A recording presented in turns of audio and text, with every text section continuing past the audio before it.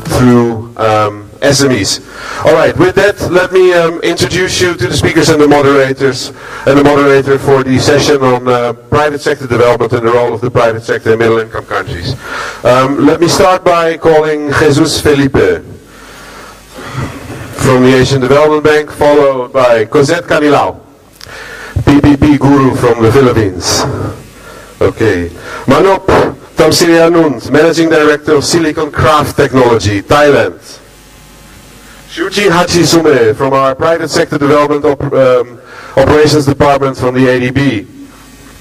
Iwan Azis, Cornell University. And your moderator for the session, Marvin Taylor. Good morning again, and welcome to this session on private sector development. We spoke this morning about the miracle that has taken place in Asia and the Pacific over the last 30 years.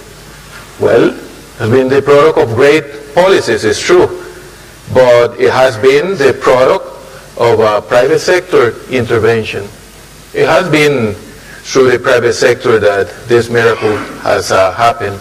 Private sector is the originator of wealth, is the source of innovation, so much that we heard about this morning, and we're going to be talking about that with our panelists. Private sector is also, as we just saw there, it's not an exception what we just saw in with generation of employment in Thailand, in the developing world. Private sector generates approximately 90% of employment. So the fact that such a huge number of people have been able to leave the ranks of poverty is due to a large extent to the intervention of the private sector. And that is the subject of our conversation this morning now. With our panelists, we have a fantastic panel here to address the issues related to the private sector and the possibility of escaping, if there is any, middle-income trap. We'll hear here from our panelists and what's their perspective from the private sector point of view. I will not read their CVs. They have been distributed there so that we can have more time and substance to hear the panelists instead of hearing me talking about them. But just briefly, Jesus Felipe is an advisor of the Asian Development Bank in the Department of Economic Research and Regional Cooperation. And he's been the managing editor of the Asian Development Review. It's published extensively on economic development in the region. Cosette Canilao with also extensive experience on PPPs. He was the executive director of the Philippines Private Sector Partnership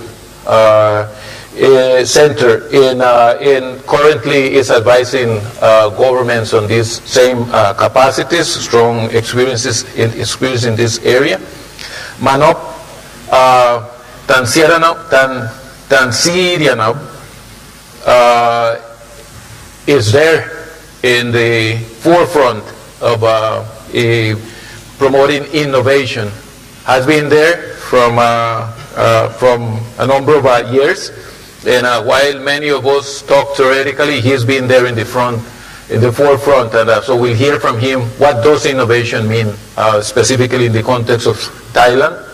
Suji Hasishumi is a colleague at the Asian Development Bank with the specific responsibility of promoting private sector. And he brings this knowledge here about dealing with different contexts. Will share with us the approach of ADB to supporting private sector. And finally, Professor Iwan Azis is a professor of Cornell University.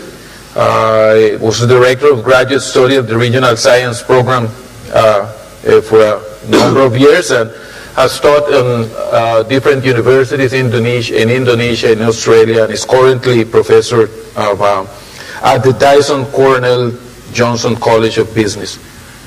So a great panel to address the issues that we have at hand here. And let me start with Jesus. Jesus, two things. Through your writings and in your points of view, I know that you are not very much proponent in even less a supporter of the idea of the middle income trap. You have strong views about that. But you also have strong views about the interaction from the policy point of view, right, of a private sector, public sector, and the role of the public sector to support the participation of the private sector. Can you talk about your views on this? Thank you so much, Marvin. Very good morning, everyone. I'm delighted to be part of this, I think, extremely pertinent panel on the role of the private sector in middle-income economies. What I'm going to try to do briefly in the time that is allotted is to give a couple of points and elaborate later during the questions and interaction. Let me start my opening remarks by re-stressing why this workshop is important. The first thing is that growth in the region has declined, and it has declined significantly since approximately 2008 for two main reasons. One of them is the impact of the great financial crisis. Nobody was immune to it. But second, there is another set of reasons, which is the region is the victim of its own success. How many of you thought that the region could continue growing at 10%? It's impossible. So once you reach a certain level of income per capita, growth, declines. And this is basically what is happening today. It was impossible to think that we would go on forever. Okay, that's the first point. Second point, let me address what the question that Marvin was asking me directly on the question of the middle income trap. I'm those who have been arguing for years vehemently that there is no such a thing as a middle income trap. The data tells you clearly no. Countries move up. Countries have moved up historically. What one cannot do is pick up an example here or the country or 3 years where growth goes down and from there extrapolate and claim that countries are trapped. How is the country that has been growing for 30 years at 10% on average, China, caught in a trap? How is Thailand, that has been also growing very, very fast for decades, caught in a trap? What trap exactly? These are countries that are bordering high income already. So please, let's just, I think we should not be mentally trapped to this idea and really entertaining something or dignifying a term that has absolutely no historical, it's not a historical phenomenon. It can continue later, but I just wanted to make sure that I address Marvin's point. Second is, I think it's also very, very important to really understand, and as a prelude to what I'm going to say about the role of the private sector, to quickly and succinctly understand how countries move from low income into middle income and high income, which, by the way, this is a continuum. The idea of low income, middle income, and high income are really artificial breakdowns that we make. Countries really go up from 2,000 to 10,000 and 40,000. Basically, what the experience tells us is that this is a process that economists call a structural transformation of the economy. And this is a process of sending workers out of agriculture into manufacturing and services. And it is a differential in productivity that really triggers high growth or higher growth. So what happens in this process? Basically what countries do is to diversify the production structure, production and export structure, and also they produce more sophisticated products. They learn how to produce $1 ball pens, $10 ball pens, $100 ball pens, and Mont Blanc ball pens, which cost $1,000.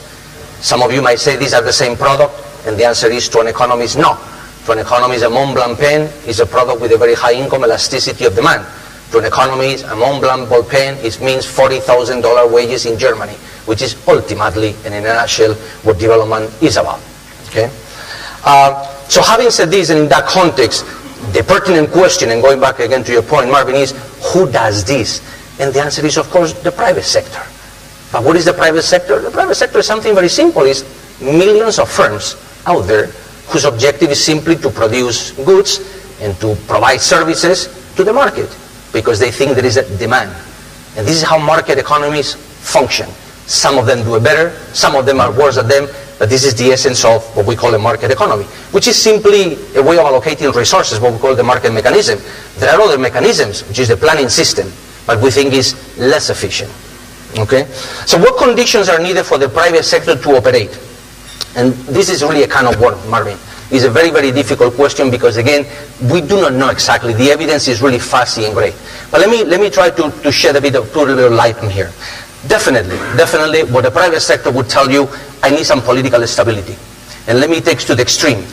You do not want to be an entrepreneur and be in Venezuela, or you don't want to be in South Sudan, for absolutely obvious reasons.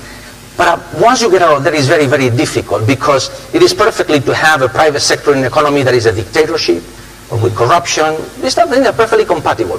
So once we get out to this extreme, that is, I hope everybody agrees with me, you don't want to be in Venezuela, we know little about it. At the macro level, again, we do not know exactly, except that the private sector does not like or prefers to have a stable inflation. I would not say not even inflation. When you know how much inflation is, constant at 10% is okay. What affects really the private sector is very, very unstable inflation. That's really what kills. And at the micro level, what you don't want to have is really, or what you would like to minimize is the impediments to run your company and obtain an acceptable profit rate. That's basically what you want as an entrepreneur. What happens in reality? Well, in reality, in particular in modern advanced economies, the private sector does not work in isolation. That is very, very important. And what the private sector does is uses two types of inputs. Some inputs are directly provided by the private sector itself. Those are the easy ones. Why? Because there is a market out there to buy these inputs. What is the problem? The problem is that the private sector also needs public inputs. And the public inputs are only provided by the public sector. And the public sector quite often does not have good information about what these inputs are. And what separates the countries that work well from the countries that do not work well is the level of coordination that existed between public and private sectors to provide these public inputs that are absolutely fundamental. Because if they are not addressed and they are not provided properly, countries have market failures. Okay? But it's very, very important. Let me make a point that I think should not be missed, which is the private sector itself. Me as an individual entrepreneur, I don't care about development. Development is not the private or the private sector. Let me give you an example. Taxes. Why do you think private companies pay taxes? You think it's because they are committed to the development of the country, or because they are forced by the government to pay taxes? I think it's more the second. Okay. So at the end of the day, basically what happens is that what you want in a market economy, what is the role of the government or the public sector is, well, basically to allow the provision of private inputs in a competitive market, basically, and you don't want to introduce distortions, and you want to have a very smart public sector that knows how to provide public inputs that support the private sector. Okay? Finally, I'm going to make a point I think is very, very important. It's important to differentiate in the region, in Asia, two types of countries. The countries that we have been discussing that I think were implicit in the previous session, which is a lot of middle-income countries that are really market economies. It is in this type of countries that the reforms that we have been discussing make sense.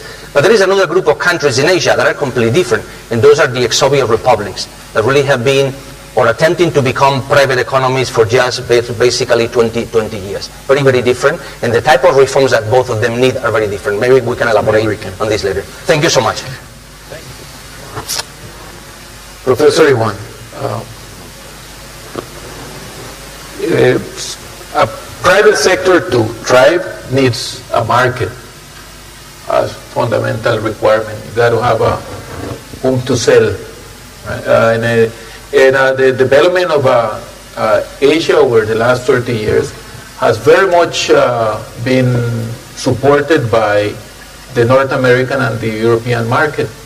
As a reality, it's been precisely openness that has created this opportunity for the better utilization of the factors of production in Asia.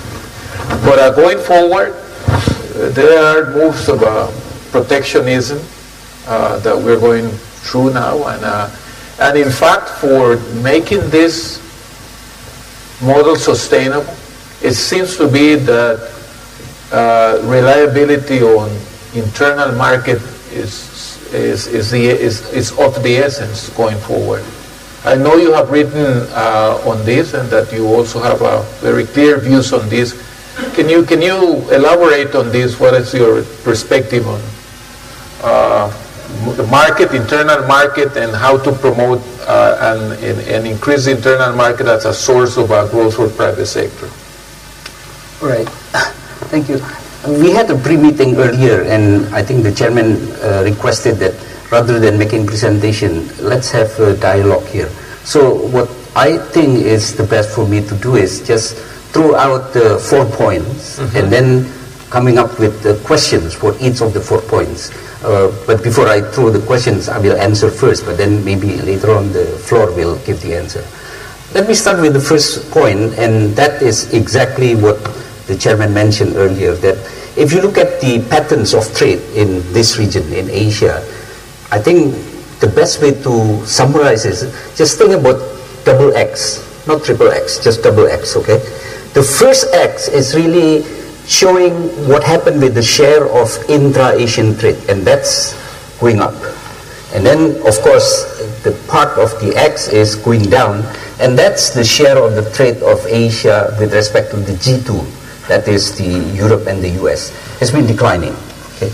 But this has nothing to do, well, I should say less to do with what happened in 2008, which is the global financial crisis, because I notice many analysts always refer to, well, because of the declining growth in Europe and the US, and that's the natural trend. No, it has nothing to do with that, because that trend already started since 1990s actually.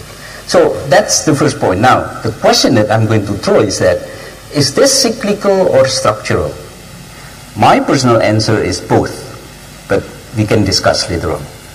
That's point number 1. Point number 2, by the way, there's another X actually. I said the double X, I forgot about the second X.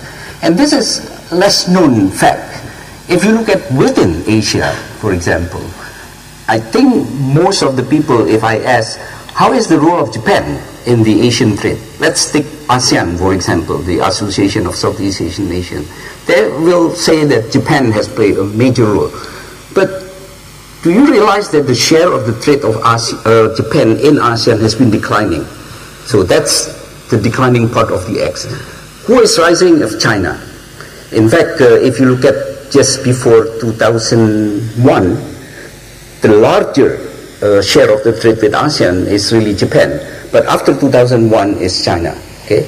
Now, people mistakenly conclude that, well, that indicates that the role of Japan in ASEAN has been declining. No, not at all. This has nothing to do with the interactions between Japan and ASEAN. If anything, it's even more closer interaction. So what happened is that Japan's changed the strategy. Rather than exporting directly to ASEAN, they invest in ASEAN countries. I mean, the best example, we are in Thailand now. I cannot afford not to talk about the role of Toyota, for example. Because now if other ASEAN country is going to import Toyota, the Toyota is not coming from Yokohama, it comes from Thailand basically, because Toyota has a big... So that affects the trade data. It shows that as if the trade between Japan and ASEAN has been declining. No, it's not. So the second question is that what kind of policies that needs to be discussed if, like what the chairman mentioned or implies, this trend of the intra-Asian trade is going to continue? What kind of policies? My answer is that forget about trade cooperation, because the evidence shows that this strong performance of trade in Asia has very less to do with the FTAs. It's all because of the unilateral liberalization policies. So my answer is that continue with that. I mean, it has served well the region for a couple of decades. There's no reason to change that. Okay? That's point number 2. Point number 3 is that, and that brings to the topic of this conference actually, about MIT. Okay? And I share Jesus' concern. I mean, we don't need to use that term MIT actually. But the fact is that there are a lot of middle-income Asian countries have difficulty to move up to the ladder. Okay? So the third question here is that, now, what is really the challenge here? And if there's anything, what is the opportunity here, challenge here? Now, as I said earlier, it has less to do with the regional cooperation through FTA. It's more unilateral policy. The challenge is that, I think I tried to echo the first session, it's difficult. So I'm not surprised if even the next 10 years, there are still plenty of the Asian countries unable to move from the middle income to higher income. Because it's difficult. It's more political. That's why I was waiting if there's something concrete in the earlier session discussion on the second generation reform. I think a lot to do with the political dimensions, because as you increase your income, there's more expectation and more diverse. Let alone if you move to the frontiers, like what Mr. Manop has been involved. If you move to the frontiers technology, there will be more players. There will be more. So the challenge for the policymaker is how to manage the coalition of this. And that is very difficult. And I'm not too optimistic about that. But again, that's a point that I want to throw to the audience. Thank you. Thank you very much. I think it's an excellent moment to transition to. I have some other questions here for the panelists, but I'm sure that you're also waiting for a moment to attack the panel with your questions. So this is the moment. Take advantage of it before I continue. Yes, questions from the audience? Yes, please. There are also questions that have come through Pigeonhole, and I will try to see if we can entertain some of these interesting questions as well. But in the meantime, please identify yourself and ask the question if it's to one of the panelists, or if not, just put it on the table for any of them to pick it up. All right, thank you. Paul Vandenberg. I'm on leave from ADB, currently working in the economics department at Thammasat University. I find the discussion both in the first panel and this panel a bit all over the place, and I'm just wondering whether we actually know what middle income trap is and we're focused on it, because I think it's about, as some of you have said, companies and countries moving up the value chain, producing higher value goods. So I think that really needs to be the focus. And I wondered, a lot of people talk about infrastructure, right? So is addressing the middle income trap about infrastructure? Or is it actually about finding ways to get companies, either existing companies or potential companies, to create and produce more innovative products and more higher value products? And so I just find it kind of funny. And this panel was interesting too, because we had a lot of people talking about infrastructure and other things, people, academics or people from development banks or institutions and so on. But the person from the private sector, he didn't say infrastructure was a constraint. He said was getting the investment funds was a constraint. Thank you. Very good. Okay. I think any of the panelists can address this, can see all of you, and I'm sure that with what you have said, you have answers to this. But let me see if I can get more questions. Please, Veronique. I'm Veronique Salzerzak from IED. My question is in relation to SMEs. We saw at the beginning also with the question for the poll that SMEs are the main employers in middle-income countries as well as in low-income countries. And we also mentioned that to avoid the so-called middle-income trap, or at least to avoid the slowdown in the economy, you need to favor productivity, added value, innovation, access to technology. What type of policies need to be put in place, and what type of financing need to be put in place to help SMEs access those, access innovation, financing, access international or regional markets, integrate regional value chains? Because very often policies are more aimed for larger companies than for small and medium enterprises. Excellent. One more question. Yes, please. Good morning. I'm Sheila C.R. I'm from the Philippines as well. I have a question I'm from the Philippine Institute for Development Studies, and I have a question for Ms. Cosette Canilao. Civil society has a significant role to play in ensuring that PPP projects follow accountability and transparency principles. I'd like to know the experience of the PPP Center as far as the participation of the civil society is concerned. Has this been advantageous, and do you see any downside or risks? Thank you. Okay, we have, I think we have enough on the plate. I will add more to the plate too. There are other questions related that you may also address on the fiscal sustainability dimension of PPPs and how to address this risk there. And so we have these other questions on SMEs, on what are the real constraints for the private sector to move forward, and the issue of SMEs, the role of SMEs. I see Jesus ready to jump in, right? So let me, what I want to do is take the first question, if it is okay, yes. Marvin, by Paul Vandenberg. I'm going to do my best to really provide to the extent that is possible, a clear-cut question and to avoid the gray area. No, I think avoiding the middle income trap, I just said that there is no such a thing. So it's not about infrastructure. I think it's very, very important to understand the role of infrastructure in development, but infrastructure is not the key thing. I think what is important is to understand how countries or why countries decide to build a highway or a port. They don't do it just because they want to do it. They want to do it because they're supporting this process that I defined before, which was a structural transformation. So I think that is the key to becoming a high-income economy, ultimately. I don't think there is any country out there that suddenly out of the blue decides to build a port. There must be a rationale. And I want to think that the rationale is that the government is thinking about the development of the country. So going back to Paul's question is, how, and I repeat myself, how does development happen? And the best way to answer the question is by looking at the structure of production and exports of a low-income or middle-income country and a high-income country. And you will see that when you do this at a very disaggregated level, you see a very, very clear and stark difference. And that is, what do advanced economies produce? And this goes common. If you take a look at France, at Germany, Japan, they produce a bunch of intermediate products, machinery. This is Siemens. They produce a bunch of fancy consumer products. That was my example about the Mont Blanc. Perfume in France, Ferrari cars. And the other ones, they produce a bunch of advanced services, logistics, finance.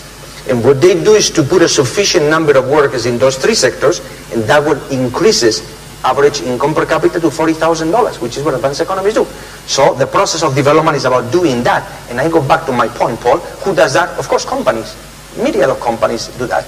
Then we can talk about the role of the private or the public sector as coordinator, etc., etc. But essentially, the answer is that is in the end what, if you want, avoiding the middle income trap is about. Which I insist is a phenomenon when you look at the data, the historical data, that not exists. Countries progress, countries move up. Certainly Thailand is not in the middle income trap. I'm sorry to disappoint those of you who really seem to really wanted to have Thailand in the middle income trap. Professor Azis, we're not leaving you off the hook too on this second round. So you said that whatever has to be done going forward is not easy, right? It's not. But the first step, if it is not easy, the first step is to define priorities. What is it necessary to be done going forward? And that would also, I think, would help us address the question that we're all over the place between the two sessions. And so you can help us put things into their own place and set priorities going forward. Yeah, earlier Jesus mentioned about, the trend of the growth has been declining region. I'm not too worried about that. I'm more worried, and this is what I keep, praying that I hope the trend can be reversed. I'm more worried with the productivity. I don't care whether you measure it by labor productivity or, economy-wide productivity, what economists call it the TFP. It's all declining in Asia, especially after the 2008. Now, this is worrisome because, when you talk about productivity, for those who really love to use the term middle income trap, basically if you want to get out from that trap, you have to reverse this trend, the trend of the declining productivity. And this is across the board, all Asia. Even China has been doing very well up to the GFC, after the 2008. But then the growth, even in China, the growth of productivity has been declining. So that is more worrisome. But at the same time, that leads me to what I said earlier. I'm not too optimistic about there will be a lot of Asian countries able to get rid of the middle income level and then becoming high income level. Why? Because dealing with slowing growth of GDP, it's relatively easy. I'm not saying it's easy, but at least it's manageable. But dealing with the declining or decelerations of the productivity growth, that's very difficult. Plus, as we hear from the this morning session, it's all about political dimension. So when we talk about second sort of type of reform, I'm afraid it's not the second, I think the third reform now, because it deals with political dimension, because most of the people who talk about the second type of reform, they're talking about institution, the role of law, property right, and so on. I'm afraid it goes beyond that now, if you want to move from the middle income to high income. Because as I said earlier, as your income increase, your expectation is also increase. Not to mention there will be more players, you know, especially if you're a democratic society. There will be more players. Now, the challenge for the state, for the policymakers, is how to manage this. And that is very difficult. I'm not too optimistic, but I really hope I'm wrong. We can hear these two extreme positions, and that's why they are in extremes as well, right? On the one hand, there's no middle income trap. On the other, it is difficult to continue moving forward because of, especially as Professor Azis has said, the difficulty of increasing productivity. It's not about the rate of growth of GDP, it's increasing productivity. And on the other hand, I should add that this is not a static process. All countries are growing, so the fact that Thailand is growing does not mean that it's out, because others are growing as well, right? And so it is a relative positioning what we're talking about here.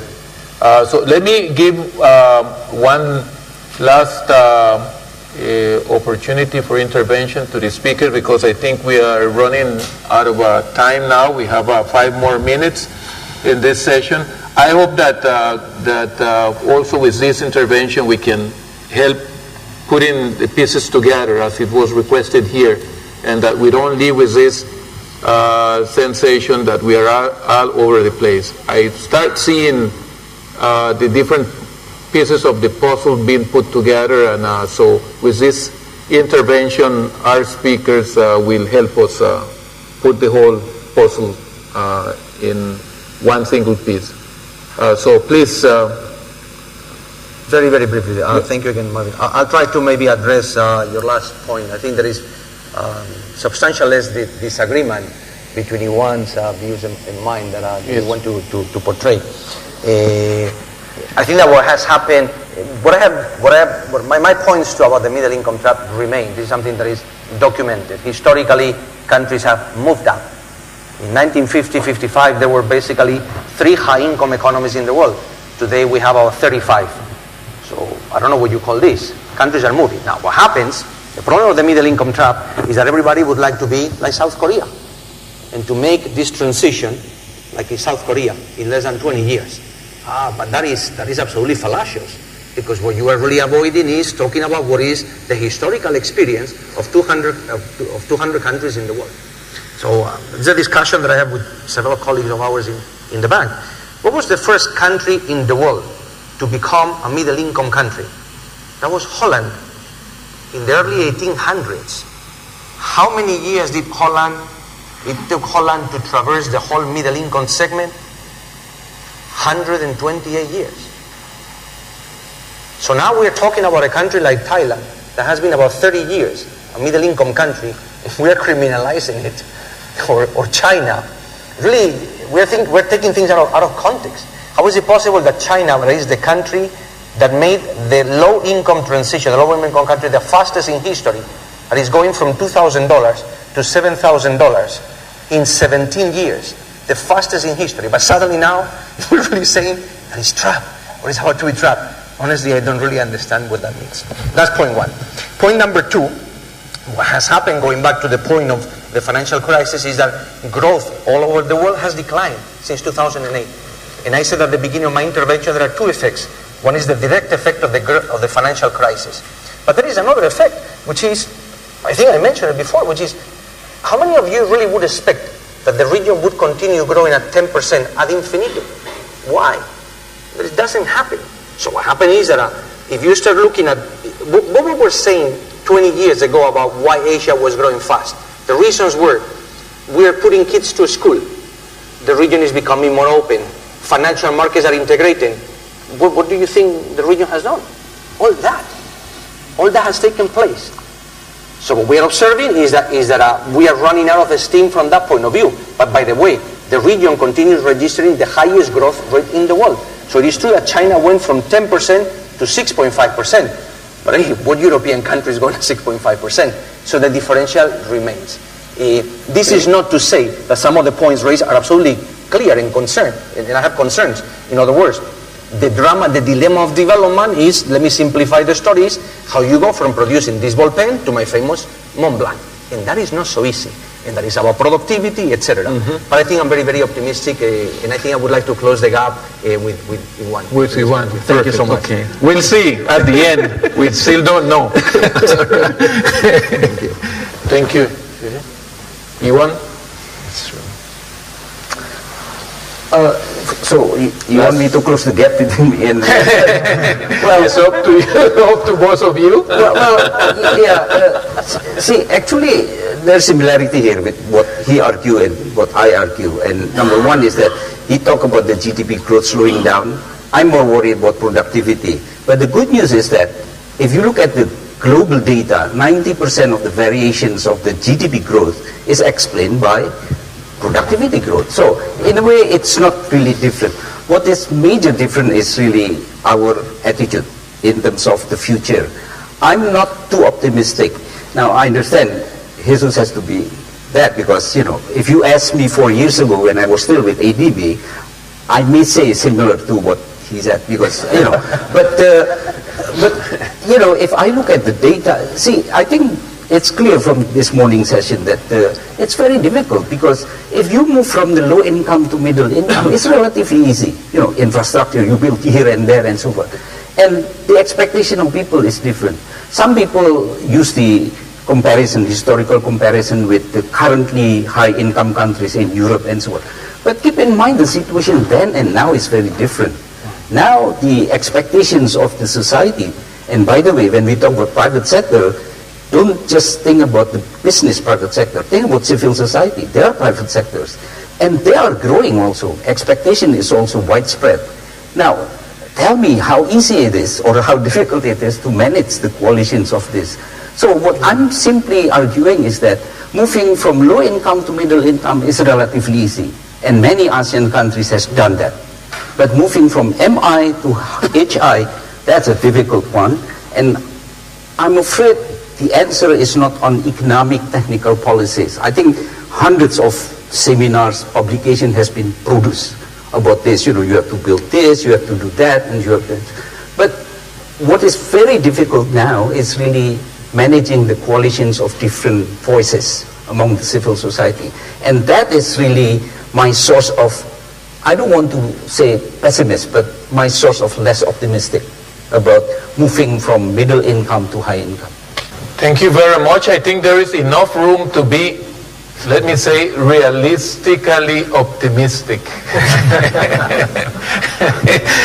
Thank you so much. I think, as I said earlier, what is clear is that what got us here today will not get us there tomorrow. Some things have to be changed. There's a lot of work to be done tomorrow, and let's keep this spirit of realism and optimism, and I hope that everyone agrees that our panelists have done fantastically well, and let me please join me in congratulating them with a very, very warm round of applause. Thank you so very much.